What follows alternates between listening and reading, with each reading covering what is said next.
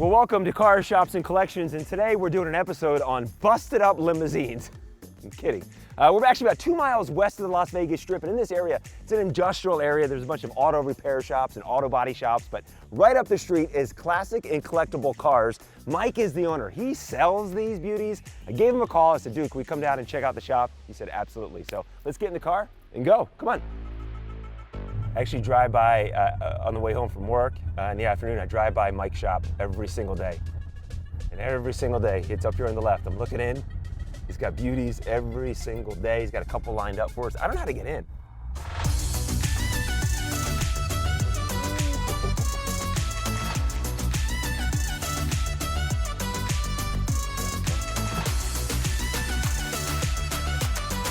This is a nice welcoming committee for us.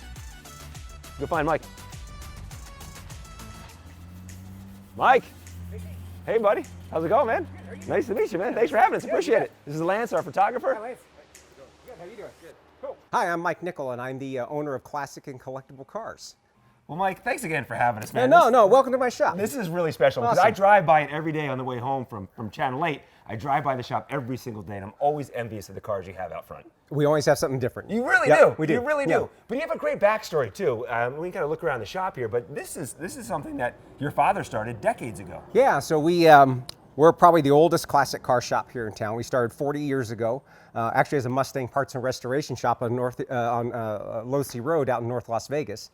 And it's kind of just evolved into Mustang parts and restoration, into kind of just doing all classic cars now. And we don't really do much restoration work anymore. We're primarily just sales, and we just recently started a classic car rental business. Yeah, if you're in Las Vegas and you want to rent a classic car, Mike is the guy. And there's not many places that do that where they have classic car rentals. No, we're really, there are some places out there that do some type of touring, but we're actually the only place in town where you can, basically we hand you the keys and give you a little quick tutorial on the car, and you go out and have fun, cruise the Strip, Red Rock Canyon, Valley of Fire, and just have a great time and a good experience. Something different, that really nobody else offers here in Vegas. Yeah, your cars certainly have personality. Let's kind of take a walk around the shop. Yeah, you bet. And what I like about your cars is these are cars that are meant to be driven, right? Yeah. So I don't really believe in show cars per se.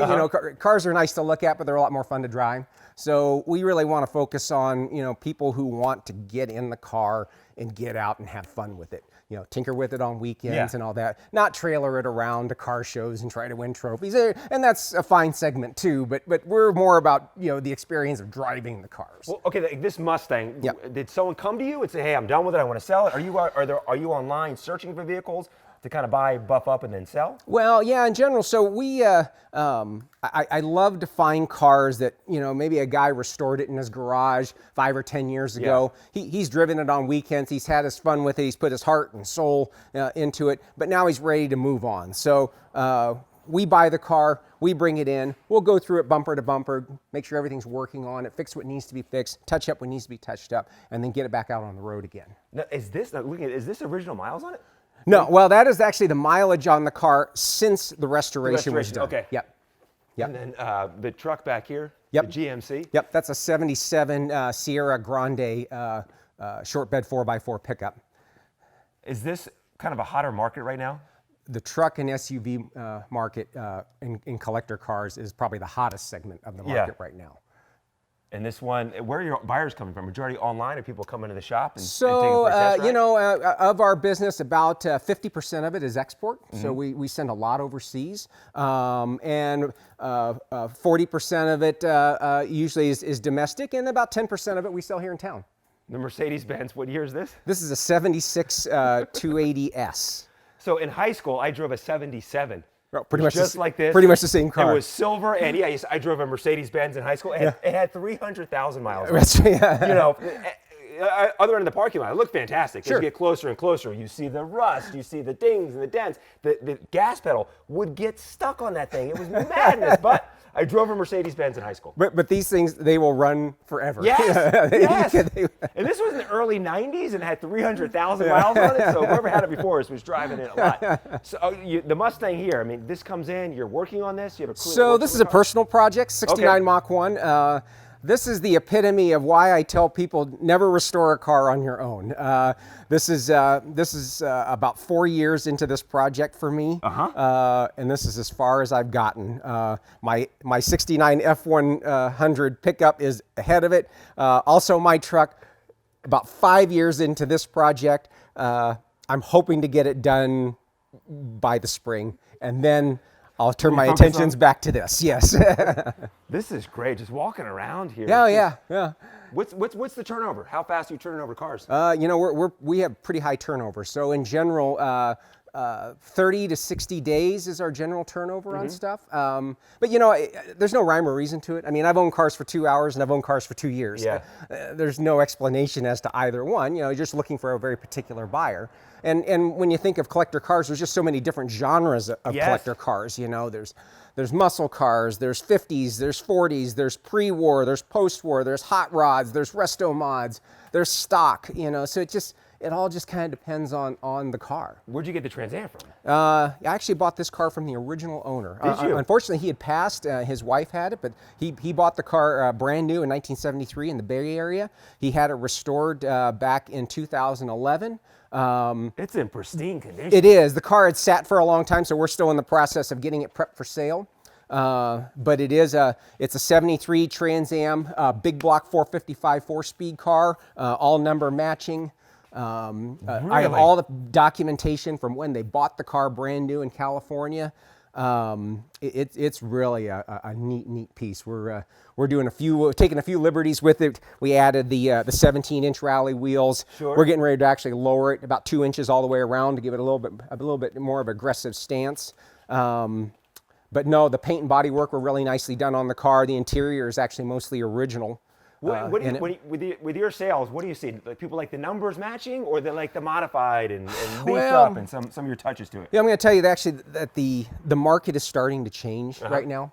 So the next generation of collector car buyer, what I call the Fast and the Furious crowd, they're very more attuned to modernization. They want the look, right? Yes. And because the looks of these cars, the lines, and it's timeless. Yep. But what is not timeless is the fact that there are old cars and they break down and they need constant attention. So there's a lot less focus with new buyers on originality and numbers matching, more focus on reliability. So now that's why the LS3 swap is that is the thing right now, you know, because of reliability. So everybody wants to get in it, know that it's going to start, it's not going to overheat. You know, you're going to take your wife out to dinner and she's not going to roll her eyes when this stupid car won't start. You're going to have air conditioning as well. Air conditioning, power steering, yeah, power brakes. exactly. You know, make it fun to drive and have that reliability factor, but yet you still drive and have something that's unique out there, you know. So when you pull up to the stoplight, you're not one of 8 cars that are all the same sitting there. You're not that blue Honda. Right, right. You're the Camaro here in the background. The Camaro SS is gorgeous right here to your right, Lance. So this car, we're just getting this prep. This will actually be our first muscle car rental. Oh, this is going to be a rental? This will be a rental, Oh, yeah. Great. You know, we have Cadillacs and Mustangs, and we have a T-Bird.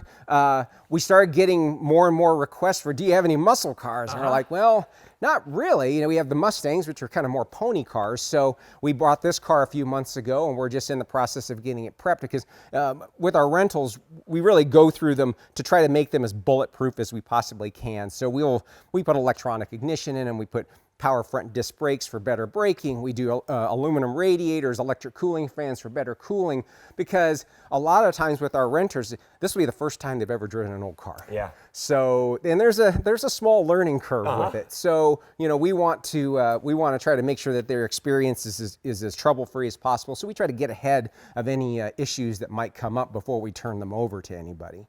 This is a great looking car. Yeah, this will be a When nice. this one's ready to rent, I want to be customer number 1. Absolutely. I want to take this Absolutely. thing, driving down the strip in this thing. Absolutely. Just drive around town in it. All right, let's kind of take a deeper dive on the Barracuda, because like I said, I drive by the shop all the time. This was outside a couple weeks ago, and I said, finally, I got to call Mike. And by the way, you probably recognize Mike. How many times have you been on Counting Cars? So in the probably 10 years that Danny has been doing the show, I've probably been on it probably 10 or 12 Yeah, times. yeah, Usually, you're a staple. usually once or twice a season. Yeah. You know, we'll get on there, and Danny's been very gracious to me. He's, you know, we've known each other a long time, and it's fantastic exposure for a little shop like Yeah, mine. uh-huh. And you know, we've done a lot of car deals over the years too. So he's not only a good friend, he's a good customer. Yeah. We've seen it. Yes, We've seen it. absolutely. We've seen some transactions take place. Absolutely. So 1970 Plymouth Barracuda. Yes. This thing is stunning. I love the paint color. How long have you had this car? So I've had this car for about 3 weeks now. I have it on consignment from the owner.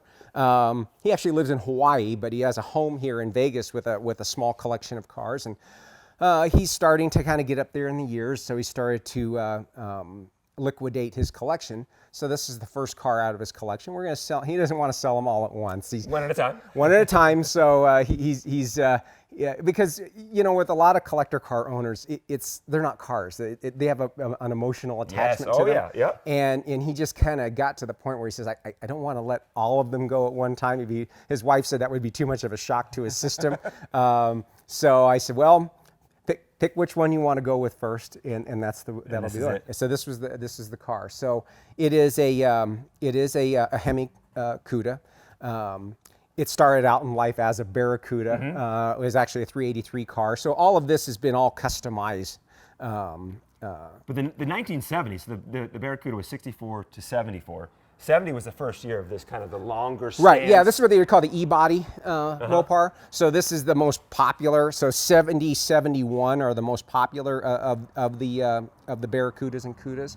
I mean, they're all valuable. It's just some are more valuable than others. Sure. So this tends to be the more popular body style. But this is for the longest time I thought Barracuda in my mind was always like Chevrolet. There were Chevrolet and Chevy interchangeable, but they're not. So Barracuda and the Cuda are actually two separate things. Two separate lines. So the Cuda would be more of the performance All right. version of it. The Barracuda was more of the base model car. Okay. Can we sit under the hood? Sure. And what's great, with all your listings for sale, I mean, there's no secrets. You had the VIN number, you can do research on the cars. And really, we encourage it, you know. So with collector cars, there's a lot of times we don't get a lot of history. This is not original from 1970. Not much of this is original from 1970, no. This is what they call a Hillborn fuel injection system. It's meant to mimic Weber carburetors of the era. So that's why you see these 8 stacks on top here. It's kind of gives it a more of a vintage look, but it's a modern fuel injection system. Because I took the VIN that you had posted and I punched it online, and this was sold in Barrett-Jackson in 2009. Is that where your guy bought it from? Yeah, that's where he bought it from. Okay. And then, like most guys, after you buy something, you continue to work on it. Yes, so, yeah. So he's changed a few things since Barrett-Jackson. You know, but essentially it is the same car. You know, and that's always the thing. When you buy somebody else's car, you have to do things to make it your own, right? So your own personal touch. Yeah, you change the wheels, you add some chrome. You know, you just do some things to it because you know you want to put your own touches on it. This is a spectacular looking car. It really is. Can we take this one out for a spin around? Absolutely. Is that cool? Yeah, All right, absolutely. Awesome. Let's do it.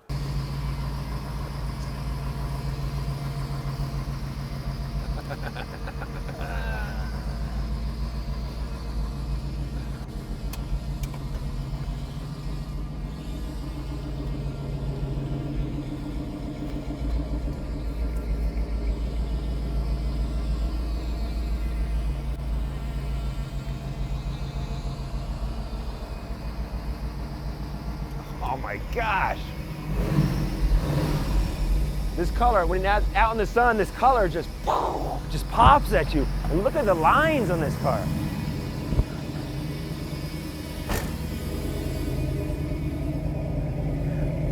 So the color is actually a play on, they actually had what they call plum crazy purple. So this is kind of a play on it. It's not exactly plum crazy purple, but I think that's what they were trying to mimic when they built it. The lines, gorgeous lines on the car. Well, that's it. I mean, when you look at that car, I mean, Dodge did a great job of really giving a retro look to the modern car, because the lines, if you're like, look, they're very similar. Yep, very, yeah. The flush door handles too.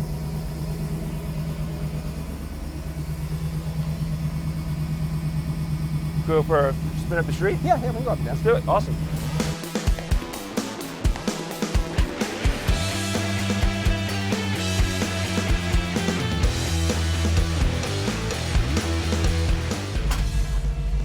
So a new instrument cluster, obviously, but these gauges down here are original? So no, actually they've added air conditioning to this car. So those are actually the aftermarket air conditioning controls. This is the original layout naturally, but they've put modern gauges into it. So this really is what you would call a resto mod. Sure. You know, so obviously modern drivetrain, a lot of modern components, but still getting that nice original look. Yeah. You feel it too. This ride's nice. Oh yeah.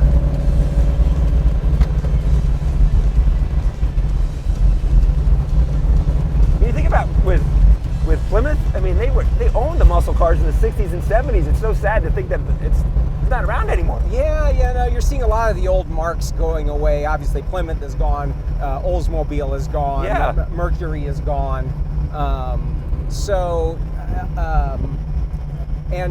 But I will give it is that the muscle car wars of the 60s and 70s are really alive and well today. I mean, you have Mustang, you have Camaro, you have Challenger still out there battling to see who can punch out the most horsepower. Yep. Without getting into the exotic realm of Porsches and Ferraris and Lamborghinis and that kind of thing. How many horsepower is in this? So this is rated at about 650 horsepower. Whoa, okay. So it's a lot. I mean, it is a built motor. Seats original?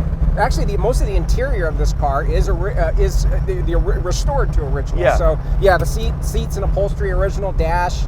The overhead console that's factory. Yeah, because this was what fuel, and this was for so this would have been an option. Yeah. For them. Yeah, I like this wider, longer stance of the Barracuda. Yeah. No, they're awesome looking cars. What's yours? Do you have a personal favorite? So I always grew up in the Mustang business. Yeah. So when I was, starting at 11 years old, I've been tearing apart Mustangs my whole life and putting them back together. So I've always had a soft spot in my heart for Mustangs, hence my 69 Mach 1 that, hopefully in the next couple of years I will get on the road. But the only sad thing for me is that, over the years, my family, we've owned every kind of Mustang and Shelbys and that kind of thing. The only bad part that that to me hurts the market a little bit is, especially if you get into the high performance stuff, Shelbys and Boss 302s, Boss 429s, those cars used to be within reach of the average guy. Yeah. They're not anymore. They're rich guy cars. You know? So if you don't have $100,000 to spend, you're not getting much of a rare Mustang anymore. That's true, yeah. On the flip side, if you get in with the earlier cars, 65, 66, Mustang coupes, while the prices have gone up on them, if you still have $25,000 or $30,000, you can still buy yourself a pretty nice car. That's true. And really, in the collector car market in general, a lot of the misconception is that, you have to have $50,000 entry level to have a nice classic car, and that's really far from the truth. There's a lot of neat old cars out there that for way under $20,000, you can have a nice old car. What's your price point? Like, what's? In my shop, Yeah. I love $30,000 and under. Okay. Anybody can afford it. If you got a job and you got a few bucks in savings, you too can have a nice classic car. You get in the game, yeah. Yeah. And with this stuff, like we talked earlier, there's so many different genres of classic cars. When you really think about it, it's all kinds of stuff out there. So, and what's kind of happened is that when the cars like this get super expensive, the lesser cars become more and more popular because they're affordable for people. And really, more people have memories of riding around in an old Plymouth station wagon, with their parents than they ever did with, this type of car. this was always the dream car, you know, but I get more people come in and say, well, you know, I want this car because my dad had one, you know, and he drove it to and from work every day. And they have such great memories of the car. And that's, to me, what drives this business. It's really all about nostalgia and memories or dreams, you know. I mean, hey, when I was in high school, there were a lot of cars that I wanted that, hey, I couldn't afford. Right. You know, now, fast forward, you know, 30-some years later, I could go buy the new whatever, but no, a lot of people have that old car burned in their memory, you know, and now they got a few bucks and they're gonna go get it. How many cars do you say, like this, which on consignment, but something like this comes in, like, yeah, I'm gonna sell it, and all of a sudden, like, nah, I'm gonna keep this? Is it hard to let them go? No. My wife is very fond of reminding me that I am a car dealer, not a car collector. Business first. Yeah. You know, that being said, I do keep a few personal projects around because I just, you know, I do like turning wrenches and tinkering and stuff a lot. But they are addicting. You know, I kind of tell, especially if I sell a car to a first time buyer, I kind of tell his wife, I says, I hate to tell you this, but the first thing you want after you get your first old car is another one. Right? It's addicting. Oh yeah, oh yeah. This was cool. This was a neat ride along, man. This is a neat car. This is a very neat car. And it's for sale. If someone wants to buy it, they're watching right now. You got to contact Mike. There you go. That's how we do it. All right, Mike, before we wrap up, I want to kind of break down the VIN here, because you see a lot of the Barracuda, which we have here, and then people put the Cuda stickers on it, and it's not actually a Cuda. Right, and you see that is kind of rampant in this business, and not just with Mopar products, with Mustangs and Shelbys and Camaros and that kind of things. You know, my favorite saying is that you know, Chevrolet made more money selling SS emblems than they ever did selling SSs. Right. You know, so, which is fine. You know, it is because, hey, everybody wanted the more muscle car type look. So you see a lot of and they changed the terminology. They were clones, they're tributes, they're replicas. So at its core, you know, like this car actually didn't start out as a Hemi Cuda. It started out as a Barracuda Gran Coupe. And you still see some of that kind of stuff in here. You see on the door panels, it still has the Gran Coupe. Those are more luxurious style. Exactly. So the Gran Coupe was the more luxurious version of the Barracuda. Now, you could have gotten a Barracuda with a slant 6 in it too, you know. But not many of those are around, because all the slant 6s are now Hemis, you know, because guys change, you know, they change them out. Yeah, they change them out. So on the VIN here though, it's BP, so B is for Barracuda, the P is for premium, being the Grand version. Right. Okay. But if it was a true Cuda, it would be BS. Yeah. Would be the first Right. thing. That's how you can tell. If someone says it's a Cuda and they got the stickers, the badging and everything, you look at the VIN, if you don't see a BS, then you know it's not the real deal. Right. So unfortunately, Mopar was good about breaking down their VINs so you could know that. But in other cars like Camaros, first generation Camaros, actually, there's nothing in the VIN number that tells you whether it was an SS, an RS, a regular Camaro. The only thing it's going to tell you is basically what year it was, which assembly plant it was built at, whether it was a coupe or a convertible, or whether it was a V8 or a 6-cylinder. So those cars can be very, very difficult to authenticate. So buyer beware on that thing is that you really need to know your stuff if you care. Because some people don't care. They want the look. They just want the look. Other buyers are very much into authenticity, and they want to make sure that the car is as it's represented. So consequently, you know, you really need to do your research when you're buying some of this stuff, because sellers sometimes they don't know themselves. You know, they just go off the what the last guy told them. Yeah, exactly. You know, and I've had to break a lot of hearts over the years to say, hey, you know, you have a really neat car, but it's not a real SS, or it's not a real GT, or it's not a real Cuda, because, you know, and these are the reasons why. So fortunately enough, for anybody out there buying their first classic car, there's a lot of resources online. Yes. So you know, the best thing to do is do your research.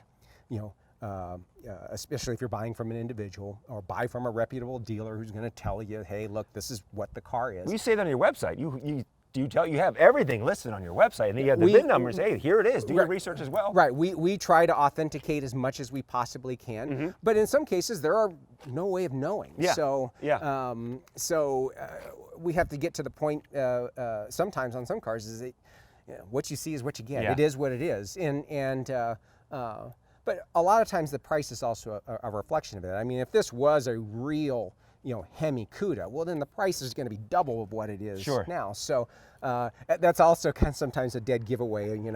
If you see a car that's like, wow, this thing is really, really cheap, it's usually cheap for a reason. Yeah, I mean, because the thing about today's market is because the collector car hobby is so big now.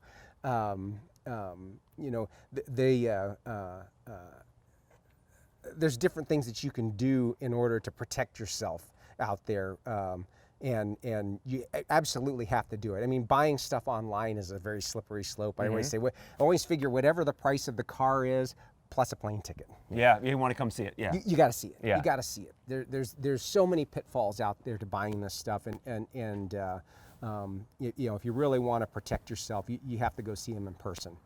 Well, this whole thing was awesome, seeing your whole collection. Oh, good. I'm glad this you ride stopped along by. was great, and like I said, every day I'm driving home from Channel 8, come right down here. I'm like, what has he got in the lot? What has he got in the lot? And then I saw this. I'm like, all right, now we got to call Mike, and we got to make it happen. Well, thank you so much for having us, man. We'll see you on Counting Cars in the future, I guess. You all bet. Right. I appreciate you. Appreciate it. If you want your car, shop, or collection featured on the show, then shoot us an email at carshopsandcollections@gmail.com. That's carshopsandcollections@gmail.com. And thanks for watching, and be sure and subscribe so you don't miss any future episodes of Cars, Shops, and Collections.